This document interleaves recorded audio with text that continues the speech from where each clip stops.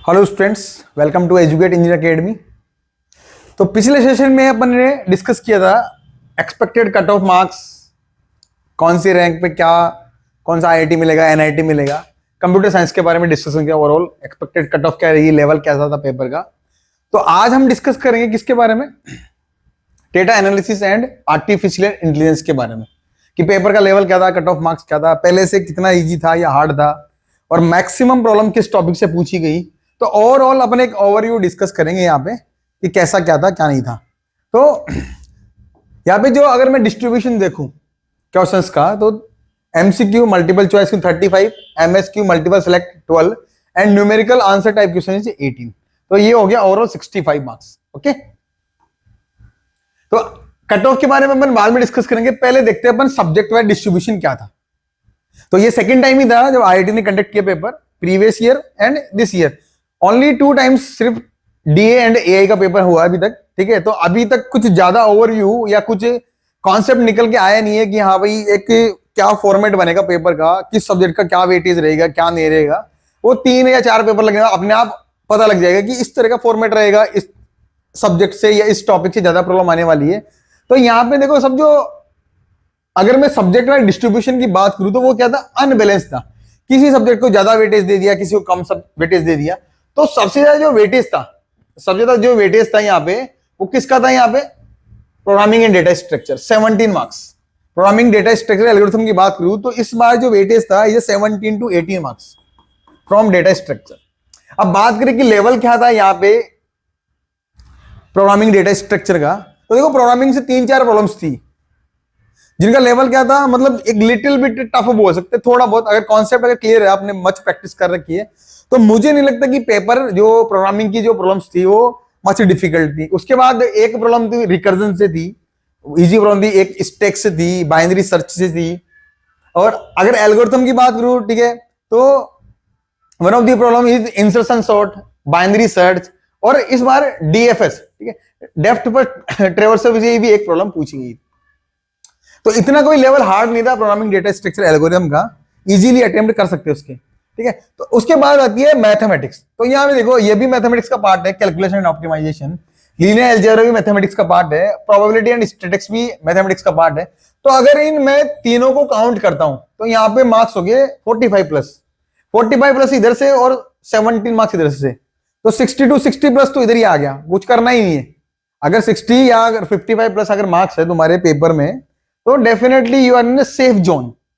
ठीक है, एक सुरक्षित स्थान पे तुम पहुंच जाओगे, मतलब किसी अच्छे कॉलेज में एडमिशन हो जाएगा। ठीक है, तो कैलकुलस से जो प्रॉब्लम्स थी वो लाइक है लिमिट, कंटिन्यूटी, डिफरेंशियबिलिटी, और प्रोबेबिलिटी जो प्रॉब्लम थी, एक प्रॉब्लम थी डिस्ट्रीब्यूशन से, जो कि सिंपल प्रॉब्लम थी, एकदम फॉर्मूला बेस्ड प्रॉब्लम थी, इतना कोई लेवल हार्ड नहीं था।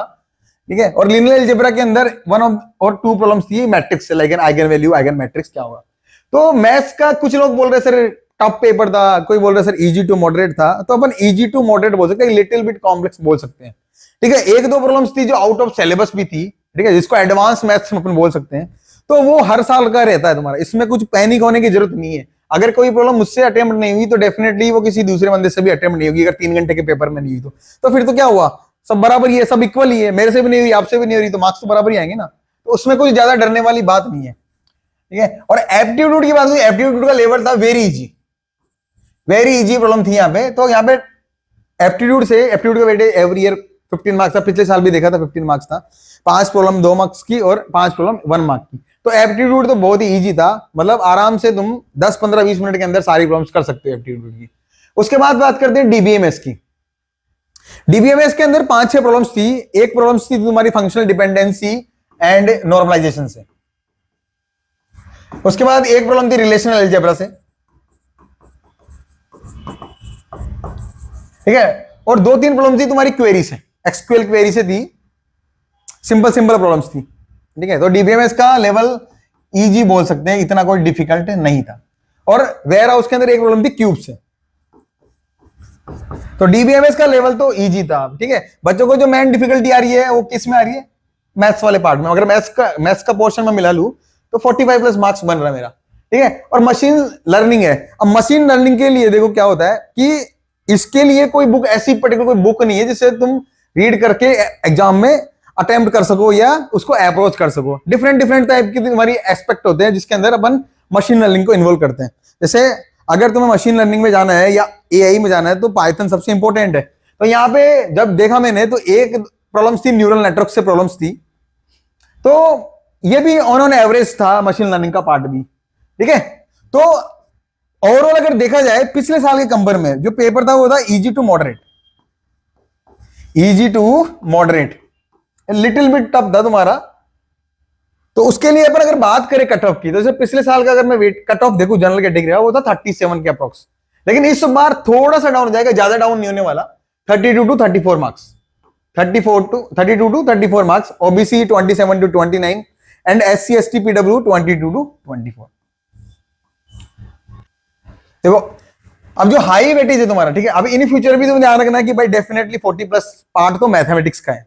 तो जो हाई वेटेज था सब्जेक्ट्स का वो था प्रोबेबिलिटी एंड स्टैटिक्स, ठीक है। रैंडम वेरिएबल की प्रॉब्लम थी स्टैटिक्स में, प्रोबेबिलिटी मैंने बताया, डिस्ट्रीब्यूशन की प्रॉब्लम्स थी, ठीक है। उसके बाद लीनियर अलजेब्रा मैट्रिक्स की प्रॉब्लम थी, programming data structure algorithm weightage था तुम्हारा 18 मार्क्स एंड मशीन लर्निंग। तो जो सबसे ज्यादा पार्ट था वो किसका था तुम्हारा, मैथ्स वाला 45 प्लस, उसके बाद आता तुम्हारा डेटा स्ट्रक्चर एल्गोरिथम। तो अगर ये चार भी हो गए तो तुम्हारे 60 प्लस मार्क्स हो गए ऑलरेडी। तो कंक्लूजन आते तुम्हारा, ठीक है, थोड़ा बहुत कॉम्प्लेक्स बोल सकते हैं इसको, ज्यादा कॉम्प्लेक्स नहीं था कि बहुत ही ज्यादा कॉम्प्लेक्स था तुम्हारा, ठीक है। उसके बाद सेकंड जो चीज है देखने को मिली पेपर में वो क्या, अनबैलेंस डिस्ट्रीब्यूशन, ठीक है, कि मैथमेटिक्स 40 मार्क्स का आ गया, बाकी सब्जेक्ट का कोई वेटेज नहीं है, ठीक है, इक्वली डिस्ट्रीब्यूटेड नहीं था जैसे कंप्यूटर साइंस में था, वहां ऐसा कुछ देखने को मिला, ठीक है। उसके बाद मैथ्स की बात करें तो मैथ्स अगर किसी ने मच मोर प्रैक्टिस कर रखी है खुद की ब्रांच के अलावा, कंप्यूटर साइंस ब्रांच के अलावा अगर अदर ब्रांचेस की प्रॉब्लम भी सोल्व कर रखी है, जैसे मैंने क्लासरूम में बताया था कि अगर मैथ्स को तुम्हें अच्छे से करना है तो क्या करना है, अपना पेपर तो सोल्व करना ही करना है, दूसरे अदर जो ब्रांचेज है उनके अगर 5-6 साल के पेपर देखोगे तो डेफिनेटली प्रॉब्लम 30-40% तो उधर से आ ही जाती है। क्योंकि मैं अगर कंप्यूटर साइंस का स्टूडेंट हूं तो मैं इलेक्ट्रॉनिक्स का पेपर क्यों देखूंगा, लेकिन कैलकुलस उसमें भी है, कैलकुलस मेरे में भी है, प्रॉब्लम तो बन ही सकती है ना। इसलिए मैंने बार बार रिकमेंड किया था तुम्हें कि अगर मैथ्स का अच्छे से प्रिपरेशन करना है तो क्या करना है, दूसरी जितनी भी ब्रांचेज है, 2-3 ब्रांच ले लो, ईसी, इलेक्ट्रिकल, मैकेनिकल, 5-6 साल के पेपर निकालो और सोल्व कर लो, डेफिनेटली तुम्हें 30-40% पेपर मिल ही जाएगा, और ट्राई भी तुम कर सकते हो इसको, है ना। और नेक्स्ट जो है, जो हायर लेवल था, ठीक है, जो डिफिकल्टी लेवल था वो क्या था, पिछली बार से थोड़ा बहुत हायर था, ठीक है, ज्यादा कुछ हायर नहीं था। तो ये ओवरऑल सिनारियो था डेटा एनालिसिस और आर्टिफिशियल इंटेलिजेंस के बारे में। तो पेपर तो हो चुका, देखो पैनिक होने की जरूरत नहीं है, ठीक है। अगर तुम्हारे 50-55 प्लस 60 तक मार्क्स आ रहे हैं तो definitely you are in the safe zone, ठीक है। और हर एक मैक्सिमम आईटीज के अंदर मशीन लर्निंग और एआई की एक सेपरेट क्या है तुम्हारी ब्रांच है यहाँ पे, ठीक है। तो ये था ओवरऑल डिस्कशन, ठीक है, सिर्फ एक ओवरव्यू था, और ओवरव्यू तो, और एक्चुअल चीजें क्या थी क्या नहीं थी वो तो तुम्हें जब रिजल्ट आएगा, ठीक है, 15 मार्च को, तो पता लग जाएगा। Okay students, thanks for watching.